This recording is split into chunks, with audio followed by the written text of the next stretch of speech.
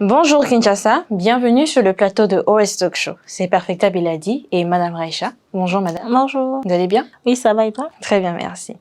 Alors, aujourd'hui sur le plateau, nous allons parler des infections génitales féminines. Madame Raïcha, qu'est-ce que vous pouvez déjà nous dire sur les infections génitales? Alors, les infections génitales, il faudrait savoir qu'elles sont en majorité des cas dues au rapport sexuel non protégé. Ce sont des bactéries ou encore des champignons se trouvant dans l'appareil génital qui sont en fait les facteurs ou encore ceux qui font circuler ce petit problème. D'accord.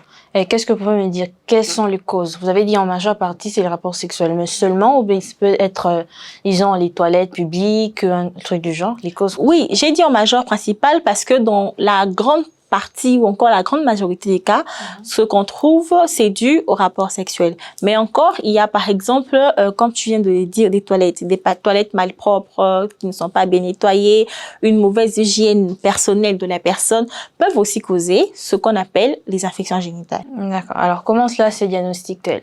Voilà, alors ça c'est assez facile. Il faudrait déjà aller à l'hôpital parce qu'il y a par exemple des signes, des chatouillements, des petits mycoses au niveau de l'appareil génital. Alors le patient ou encore la patiente, le malade, ira voir son gynécologue. C'est le gynécologue à partir d'un frottis vaginal. Lorsqu'il aura effectué un frottis vaginal, il pourra assez facilement détecter que cette personne souffre des infections génitales. D'accord. Existe-t-il un traitement pour cela? Oui, oui, il en existe. Principalement, il y a les antibiotiques.